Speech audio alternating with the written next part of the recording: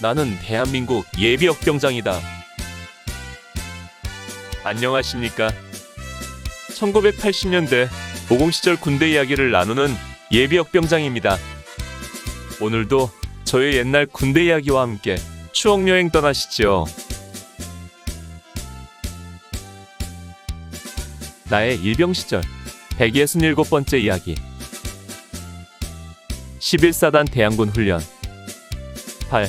1차 공격과 2차 집결지 2.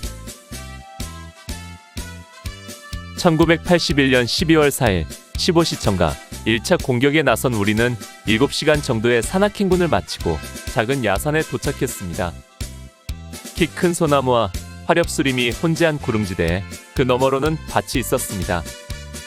이곳이 우리의 2차 집결지이고 여기서 수경지를 편성한 다음 야간 공격에 나설 것이라고 했습니다. 우리는 수경지를 할당받아 수경 준비를 하면서 일부는 저녁 식사를 준비했습니다. 역시 고체 연료로 밥만 급히 지었습니다. 이곳에서는 오늘 밤만 있을 것이었기에 텐트는 산속 낙엽이 많은 곳 위에 그대로 쳤습니다.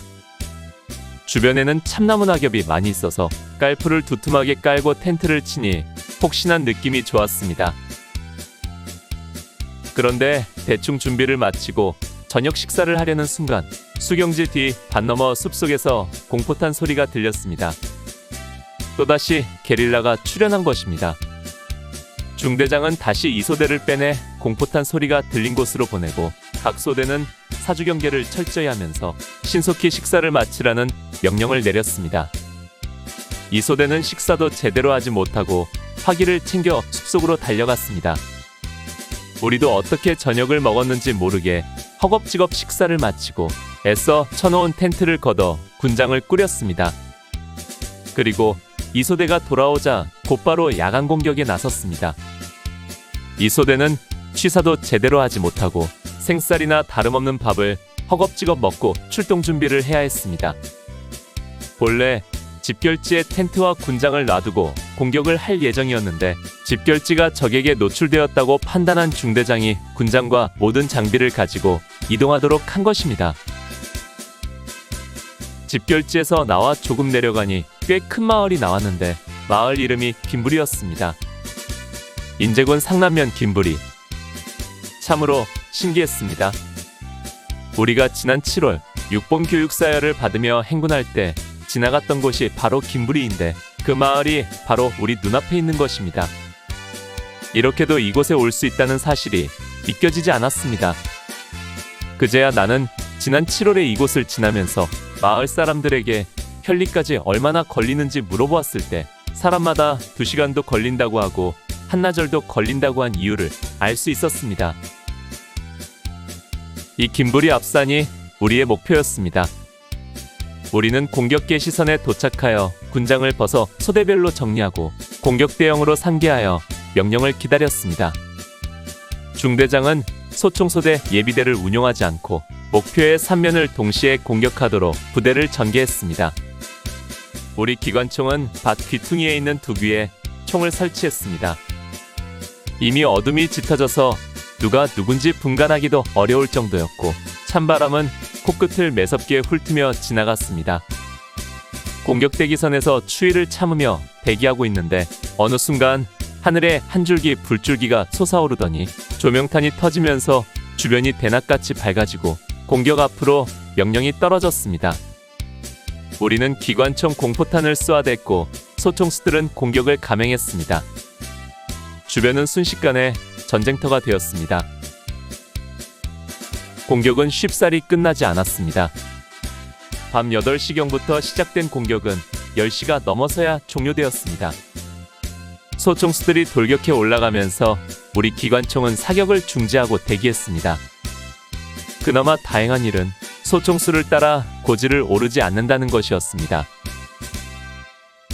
이윽고 공격을 마친 소총소대원들이 돌아오고 우리는 군장을 벗어둔 곳으로 돌아왔습니다. 중대장은 각 소대의 인원보고를 받았습니다. 우리 중대원은 아무 이상이 없는데 적 포로 2명을 잡았습니다. 방어를 마치고 어둠 속에서 후퇴하다가 낙오했는지 헤매고 있다가 우리 중대원들에게 포로로 잡힌 것입니다. 중대장은 즉시 대대로 보고했고, 대대에서는 오늘은 날이 늦었으니 그대로 데리고 수경하고 내일 포로 수용소로 보내라고 했습니다. 포로는 상병 1명과 이등병 1명이었는데 추위에 달달 떨고 있는 모습이 영락없는 포로의 모습이었습니다. 공격을 마치고 수경을 해야 하는데 중대장은 우리들의 2차 집결지가 멀리 있으니 거기로 가지 말고 현 위치에서 수경하라고 명령했습니다.